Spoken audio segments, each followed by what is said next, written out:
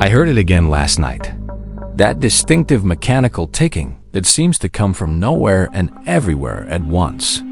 It's been 3 days since I first noticed it, always starting precisely at 3:17 a.m. I've searched every corner of my apartment, checked clocks, watches, even dismantled my microwave, but found nothing that could explain the sound.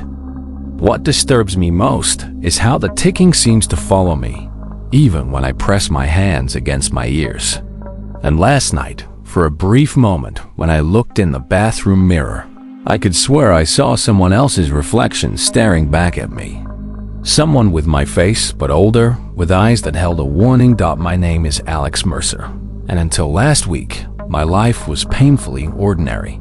I work as a research assistant at Kronos Labs, a small facility tucked away in the industrial district that specializes in theoretical physics. Nothing groundbreaking happens there.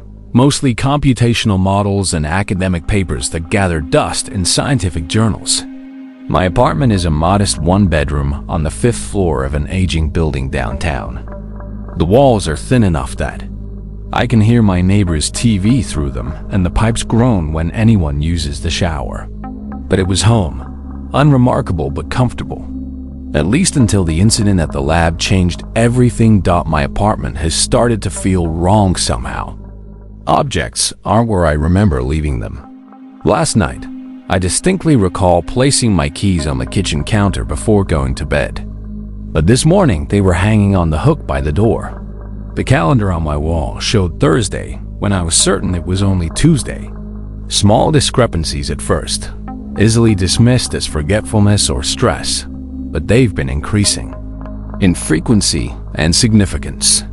The strangest moment came when I found a coffee mug on my table, still warm, when I had just woken up and hadn't made any coffee yet. The mug was mine, but it contained a blend I never drink, and beside it was a notepad with what appeared to be my handwriting, though I had no memory of writing the words, "Don't go to work on Friday." The trouble began 3 days ago when Dr. Weiss, the head researcher, called me into the restricted section of the lab. This area was normally off-limits to assistants like me, but they needed an extra pair of hands for what they described as a delicate calibration procedure. The device they were working on was unlike anything I'd seen before, a spherical chamber surrounded by concentric rings of what looked like liquid metal, constantly shifting and realigning themselves. Dr. Weiss explained it was a temporal field stabilizer designed to create microsecond delays in particle decay. Harmless theoretical research, she assured me. We ran the test sequence, and everything proceeded normally until the power fluctuated. For just a moment, the rings collapsed inward, and the chamber emitted a pulse of blue-white light. I remember feeling a brief sensation of weightlessness, like missing a step on a staircase, and then nothing seemed amiss. The team logged the anomaly and dismissed it as a minor system failure. I went home that evening feeling slightly disoriented, but otherwise fine. That was when the ticking began. I've started to experience moments where time seems to slip. Yesterday, I was brushing my teeth when suddenly the light outside the window changed from morning to afternoon in an instant. My watch had jumped ahead 6 hours, but it felt like only seconds had passed for me. These episodes are becoming more frequent and more jarring. During lunch today, I blinked and found myself standing in the office break room, a half-eaten sandwich in my hand that I had no recollection of preparing. My colleague was mid-conversation with me about weekend plans we'd apparently made, though this was the first I'd heard of them. I'm beginning to fear I'm either losing my mind or losing my place in time itself. The most unsettling part is that no one else seems to notice anything unusual. When I mentioned the lab incident to Dr. Weiss today, she looked at me with confusion and insisted no such test had taken place. According to her, I've been on data analysis duty all week and hadn't set foot in the restricted section. But I know what I experienced. I can still feel the residual tingling in my fingertips from when the pulse hit me. Someone is lying, either everyone around me or my own memories. And I'm not sure which possibility frightens me more. Last night, I woke to find myself standing in front of my open refrigerator, though I have no memory of getting out of bed. The digital clock on the microwave showed 3:17 a.m., and that mechanical ticking was louder than ever.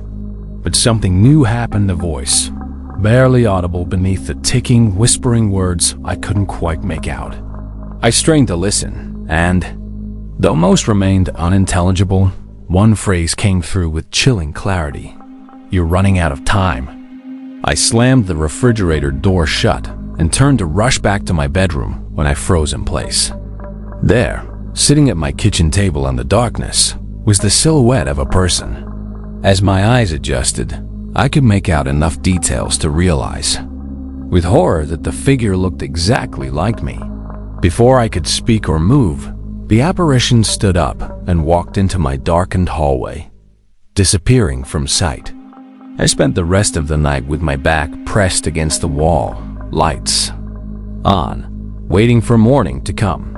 When dawn finally broke, I found a note on the kitchen table written in my handwriting, though I had no memory of writing it. It contained just 3 words: "Stop the experiment." Today at work, I tried to find any information about the device we tested, but all records of it seemed to have vanished. Dr. Weiss continues to insist no such project exists, and my access badge no longer opens the door to the restricted section. I'm starting to notice other discrepancies too. Colleagues refer to meetings I never attended and projects I never worked on. My desk is items I don't recognize, a family photo where my parents look subtly different, a coffee mug with a university logo from a school I never attended. It's as if I've slipped into a life that's almost mine, but not quite. The most disturbing moment came when I checked my phone and found text messages with someone named Elena, apparently my girlfriend of 2 years, though I've been single for as long as I can remember.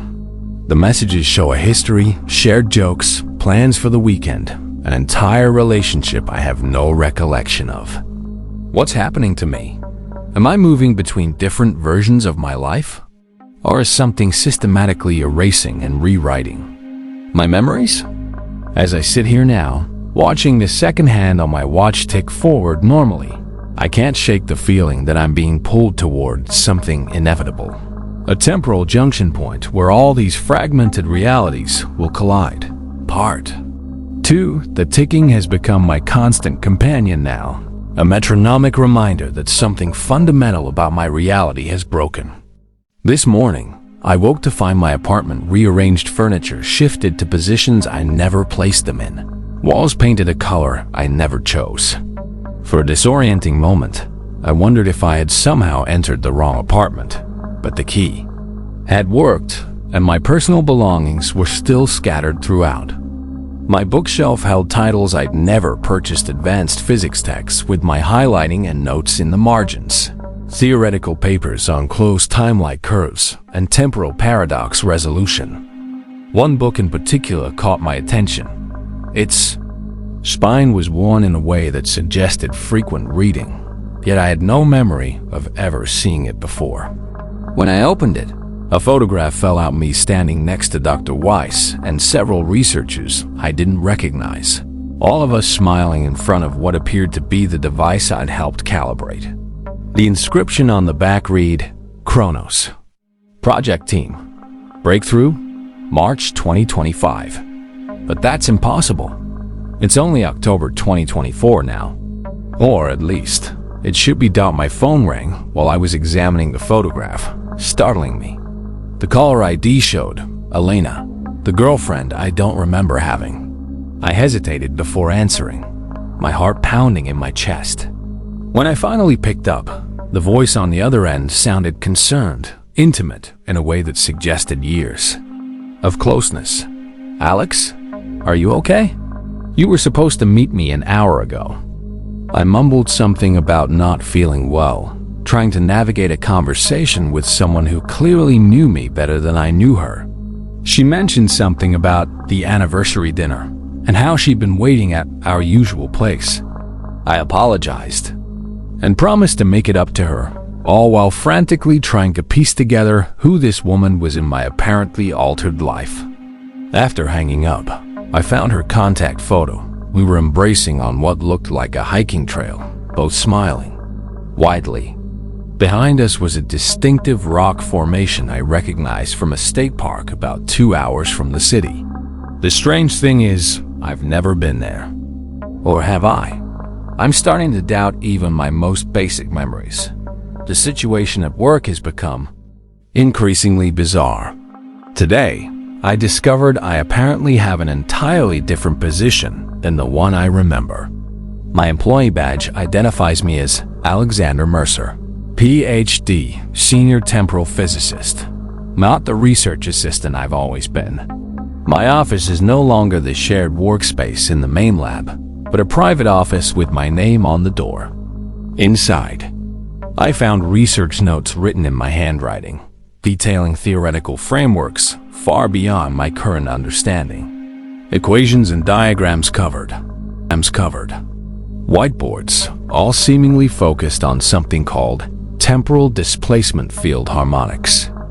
Colleagues stopped by throughout the day, discussing ongoing projects with me as if I were leading them, looking to me for guidance on complex problems I barely comprehended. I nodded and gave vague responses, terrified of revealing that I had no idea what they were talking about. Dr. Weiss entered my office late in the afternoon, closing the door behind her. The prototype is ready for the final test sequence, she said, her expression grave.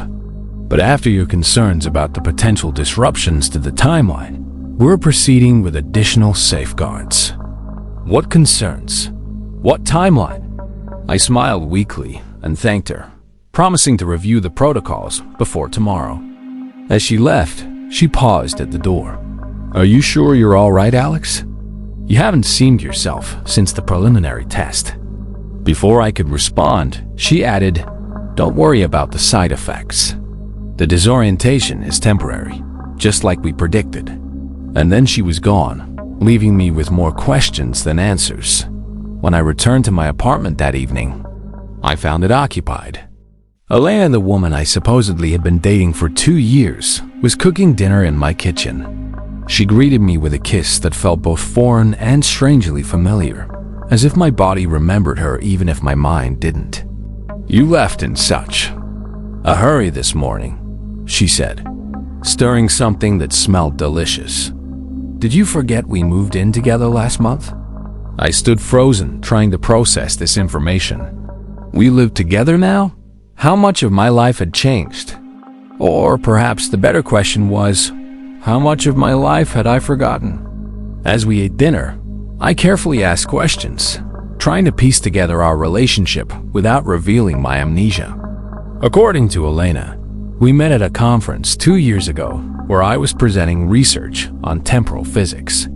She was a neurologist studying memory formation and retrieval. We connected over the theoretical intersections of our fields, how time, perception affects memory consolidation. It all sounded plausible, even fascinating, but it was a life I didn't remember living. After dinner, while Elena showered, I searched through what were apparently our shared belongings. In the desk drawer, I found a small velvet box containing an engagement ring. Attached was a note in my handwriting.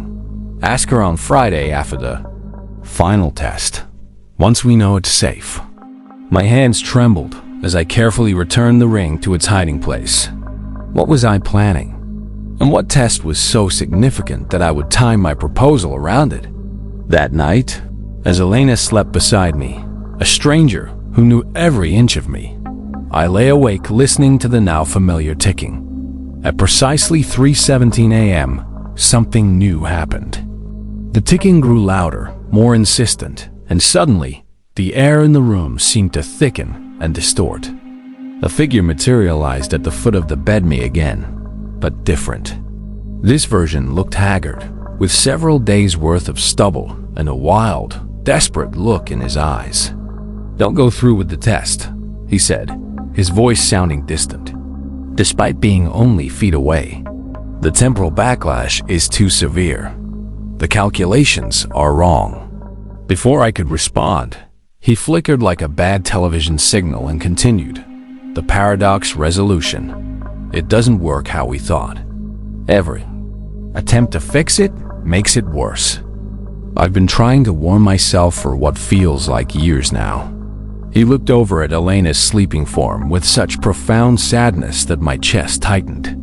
Keep her away from the lab on Friday, no matter what. Then, just as suddenly as he appeared, he vanished. The ticking subsided to its normal volume, and I was left wondering if I had hallucinated the entire encounter. But when I got out of bed to get a glass of water, I found wet footprints on the floor that weren't mine, footprints that led nowhere and gradually faded away as I watched Dot. As dawn broke, I made a decision. I needed to understand what was happening at Chronos Labs, what experiment we were conducting that could possibly cause such fundamental disruptions to reality. I dressed quietly, careful not to wake Elena, and headed to the lab hours before my usual start time. The facility was nearly empty, giving me the opportunity to investigate without watchful eyes. My senior researcher credentials granted me access to areas I never knew existed, sublevels housing equipment far more advanced than anything publicly acknowledged by the company. In a secured server room, I found files detailing Project Janus, apparently the very experiment I was helping lead. The technical language was dense, but I gathered enough to understand the horrifying truth. We weren't just studying time theoretically. We were attempting to manipulate it. The device I helped calibrate was designed to create a controlled temporal field that could potentially allow matter to exist in a superposition of multiple timeframes simultaneously. But the documents also detailed numerous failed attempts and temporal contamination incidents where test subjects experienced exactly what I was going through: memory discrepancies, time slips, encounters with alternate versions of themselves.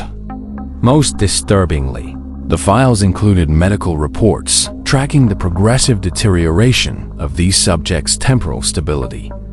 In each case, the condition worsened until the subject simply vanished, completely erased from the timeline.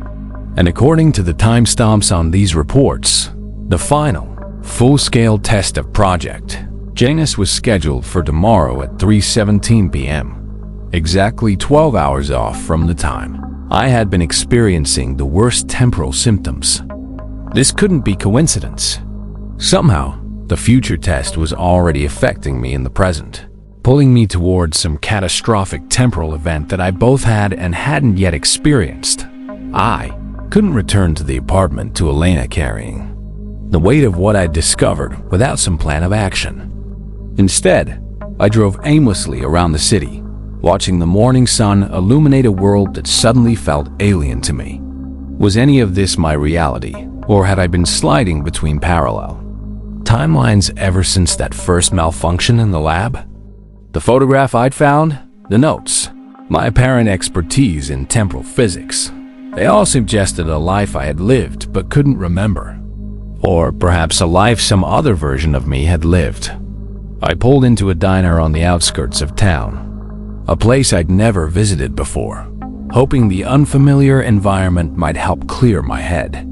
As I slid into a worn vinyl booth and ordered coffee, my phone buzzed with a text from Dr. Weiss.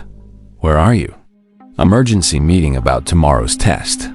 Critical calibration issues discovered." My hands trembled as I typed a vague response about being stuck in traffic.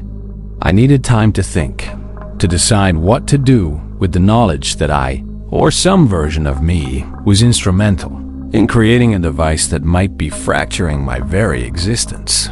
The waitress who brought my coffee paused after setting down the mug, studying my face with an odd expression.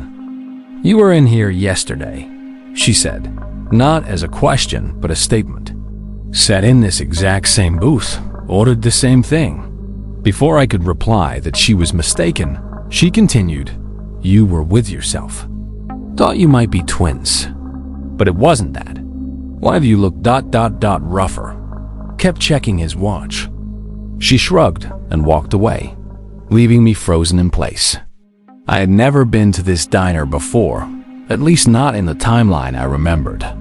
But apparently, another version of me had been here just yesterday, meeting with what sounded like the haggard apparition from my bedroom. I gulped the coffee, scalding my throat, and frantically searched my pockets for anything that might provide answers. In my wallet, behind my driver's license, I found a receipt from this very diner, dated yesterday. On the back, written in my handwriting, attempt number 17, still failing. The loop tightens. When I finally arrived at the lab, the atmosphere was tense. Researchers huddled around computer stations, speaking in urgent whispers that fell silent as I entered. Dr. Weiss pulled me aside immediately, her expression severe. "Where have you been? We've been trying to reach you for hours." Before I could fabricate an excuse, she continued, "The preliminary models were flawed. The temporal field isn't collapsing properly during shutdown. If we proceed with the test as planned, the theoretical risk of paradox increases exponentially." She handed me a tablet displaying simulation results that, despite my apparent expertise in this field, I could barely comprehend. "You're the one who developed the paradox resolution algorithm. We need you to fix this before tomorrow."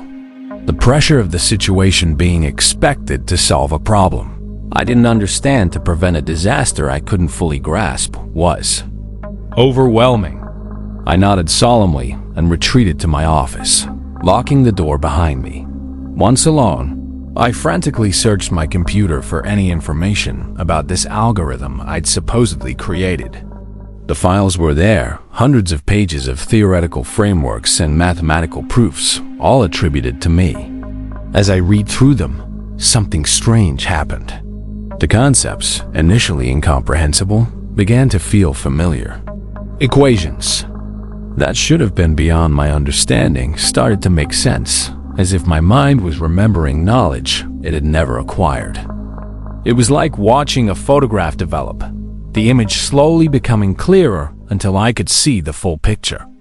The algorithm was designed to prevent temporal paradoxes by creating what I had termed reality reconciliation points, moments, where divergent timelines could safely reintegrate without catastrophic collapse. But as I reviewed the latest simulation data, I spotted the flaw immediately. The energy required for successful reconciliation had been drastically underestimated. If we activated the device at full power as planned, it wouldn't harmonize divergent timelines, it would shatter them, potentially trapping fragments of consciousness between states of temporal existence. Is that what was happening to me? Was I already experiencing the effects of a test that hadn't yet occurred? The implications were terrifying.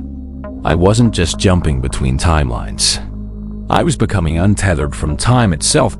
As afternoon faded into evening, I worked feverishly to correct the algorithm, drawing on knowledge that seemed to be seeping into my consciousness from some other version of myself. Colleagues stopped by periodically, checking on my progress, each interaction reinforcing how central I was to this project and how much depended on me getting it right. By nightfall, I had a revised version that theoretically addressed the reconciliation energy issue, but something still felt wrong. The equations balanced perfectly, yet an inexplicable sense of dread lingered. Was I missing something crucial? Or was this feeling simply the result of my fragmented temporal state? As I was preparing to share my revisions with the team, Elena called. "Are you coming home tonight?" she asked, concern evident in her voice. "You've been so distant lately. I'm worried about you." The genuine emotion in her words struck me deeply. This woman loved a version of me I couldn't fully remember being. "I'll be home soon," I promised, suddenly desperate to see her, to anchor myself to something real and human amidst the increasingly abstract horror of my situation. "There's something important I need to tell you," When I arrived at the apartment, Elena had prepared dinner. The table set with candles and wine, a clear attempt to reconnect after what she perceived as my recent emotional distance. How could I tell her that the man she loved might be fragmenting across multiple timelines? That the work I was doing could potentially erase both of us from existence? As we ate, I tried to broach the subject carefully, asking her theoretical questions about memory and consciousness that might help me understand my situation. If someone's memories changed overnight, I asked, attempting to sound casual, would they still be the same person? Elena, ever the scientist, engaged thoughtfully.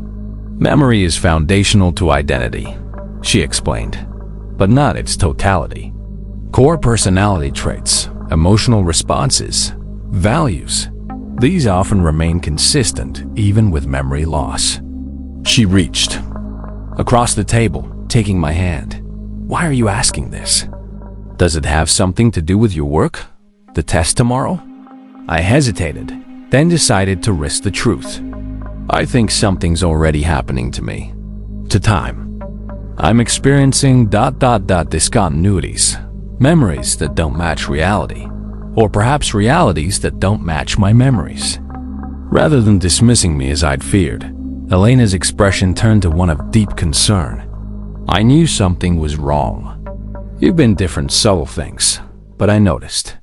She squeezed my hand tighter. Whatever's happening, we'll figure it out together. But Alex, if you're having doubts about this experiment, maybe you should postpone it. Before I could respond, that now familiar ticking sound began, louder than ever before. The lights flickered, and a crushing pressure filled the room. Elena's eyes widened as she heard it to confirmation that this wasn't just in my mind. What is that? She whispered, rising from her chair. The air between us seemed to ripple and distort, and suddenly there were 3 figures standing in our dining room, all me, but from different points in time. One was the haggard version I'd seen before. Another wore a lab coat, splattered with what looked like blood, and the third was gaunt and hollow-eyed, as if he hadn't slept in weeks. It's collapsing faster than we calculated, the bloodied one said urgently. The test creates a cascade failure across all potential timelines. The gaunt one stepped forward, his movements jerky and unnatural. Every attempt to fix it makes it worse. The paradox can't be resolved because the observation itself changes the outcome. Elena backed away in horror as the haggard one turned to her. I'm sorry, he said, his voice breaking. In every iteration, we lose you. Before either of us could react, all 3 apparitions vanished as suddenly as they had appeared, leaving behind only the incessant ticking and the scent of ozone. Elena turned to me, her face pale. Alex, what's happening? I had no choice now but to tell her everything about the temporal slips, the changing memories, the project details I'd discovered. As I spoke, her expression shifted from fear to determination. We need to stop this test, she said firmly, and I'm coming with you to the lab tonight. If time is really fracturing, I want to understand how and why. I knew bringing her to Chronos Labs could be dangerous, but the warnings from my future self suggested keeping her away might be equally catastrophic. As we gathered our things to leave, I caught a glimpse of myself in the hallway mirror. For just a moment, my reflection didn't match my movements. It watched me with sad eyes, shaking its head slowly as if in mourning for what was about to unfold. The Chronos Labs building stood silhouetted against the night sky, its windows glowing with unnatural blue light even at this late hour. As Elena and I approached the security entrance, my keycard trembled in my hand. What version of the facility would we find inside? Would my credentials even work? To my relief, the security system accepted my badge with a cheerful beep, and the reinforced doors slid open. The lobby appeared normal, but as we descended to the research floors, subtle differences became apparent. Equipment I didn't recognize. Photographs on the walls showing project milestones I had no memory of achieving. Elena noticed my disorientation. "Is this not how you remember it?" she whispered as we passed a large diagram labeled Janus Temporal Field Projections, Phase 3. I shook my head. "Some things are the same, others completely new. It's like parts of the building have been ... overwritten." She squeezed my hand, reassuringly, though I could sense her own growing apprehension. We made our way to my office without encountering anyone, the facility eerily quiet for a night before such a significant test. Inside, I immediately accessed the secure project files, downloading everything I could find about the Janus device and the paradox resolution algorithm onto a portable drive. Elena, meanwhile, examined the equations still covering my whiteboard. Despite her background being in neurology rather than physics, she quickly grasped the fundamental concepts. "These temporal reconciliation points," she said, pointing to a particular section of the formula. "They're essentially trying to harmonize multiple potential realities, right?" I nodded, impressed and somewhat disconcerted by how easily she understood work that should have been well outside her field. "But there's a problem with the energy distribution," she continued, circling a variable with her finger. "If the coefficient here is incorrect, the reconciliation could actually cause timeline fragmentation rather than integration." She was right, and it was the same flaw I had noticed earlier. But how could she see it so clearly? Unless... "Elena," I asked carefully, "have you been experiencing any temporal symptoms yourself? Memory discrepancies? Deja vu? Time slips?" She hesitated before answering, avoiding my eyes. "I didn't want to worry you, but yes. For the past few days I've been having ... episodes. Moments where I'm suddenly doing something I don't remember starting. Conversations I know we've never had, but somehow I know exactly what you're going to say before you say it." She finally looked up at me, fear evident in her expression. "And sometimes I dream about standing in a white room, watching dozens of screens showing different versions of us living slightly different lives. In every one of them, something terrible happens at 3:17. Noise from the hallway interrupted us footsteps approaching my office. We quickly shut down the computer and dimmed the lights, pressing ourselves against the wall beside the door. Through the frosted glass, I could make out the silhouette of someone stopping outside. Then the sound of a key card swiping. The door began to open, and I prepared to offer some explanation for our late-night presence. But the words died in my throat as Dr. Weiss entered, followed by a man who looked exactly like me. This doppelganger wore a lab coat identical to mine, but moved with more confidence, his posture suggesting complete comfort in this environment. Elena stifled a gasp, and both intruders whirled toward our hiding spot. "What the hell?" my double exclaimed, reaching for the light switch. As the fluorescence flickered on, 4 versions of the same person stared at each other in shock. Dr. Weiss recovered first. "Fascinating," she said, her scientific curiosity apparently overriding her alarm.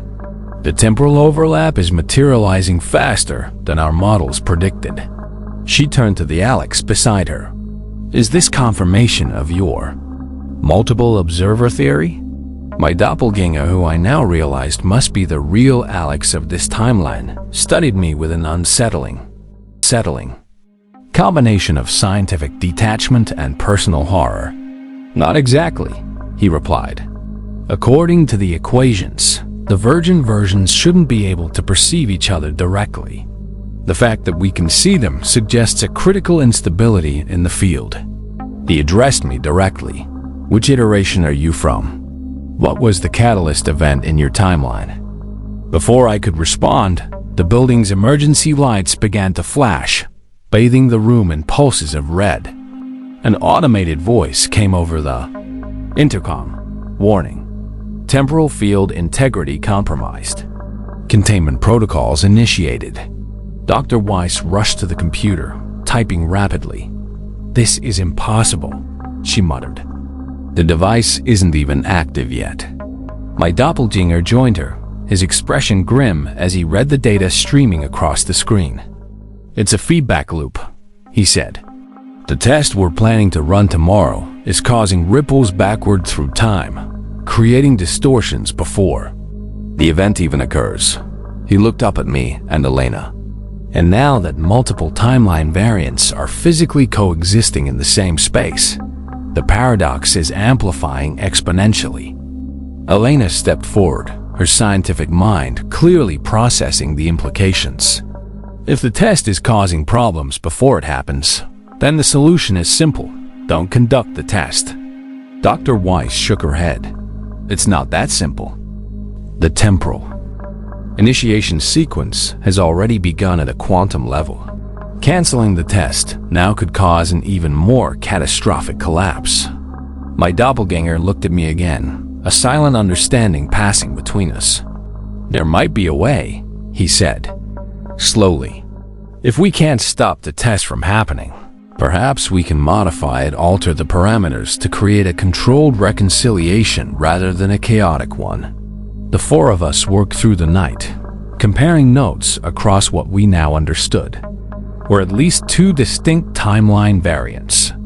My knowledge of the earlier prototype tests, combined with my doppelganger's more advanced theoretical understanding, created a picture clearer than either of us could have developed alone. Elena's insights on memory formation and consciousness provided crucial breakthroughs regarding how to preserve individual identity through a temporal reconciliation event. Even Dr. Weiss, initially skeptical of our improvised approach, eventually conceded that our collaborative solution might work. By dawn, we had developed a modified test protocol that theoretically would allow the timeline variants to reintegrate without the catastrophic fracturing predicted by the original models. But theory and practice are different things, and as the facility began to fill with mourning staff, each of whom reacted with varying degrees of shock and fascination to the presence of two identical Alex Merzers, the pressure to implement our solution before the scheduled 3:17 p.m. test became increasingly intense. As noon approached, more temporal anomalies began manifesting throughout the building. Researchers reported equipment changing before their eyes, documents displaying different content when re-examined, and brief glimpses of shadowy figures that appeared and disappeared in moments. Most disturbing were the reports of encountering themselves in hallways and restrooms, timeline variants momentarily phasing into visibility. Through it all, that mechanical ticking sound had become audible to everyone, growing steadily louder as 3:17 approached. My doppelganger and I finalized the modified algorithm while Elena and Dr. Weiss prepared the physical adjustments to the Janus device. At 2:45 p.m., we gathered in the main test chamber, a cavernous room, dominated by the now familiar spherical device surrounded by its concentric rings. But as we began the preliminary activation sequence, a new complication arose. The security doors slammed shut and locked automatically, sealing us in the chamber.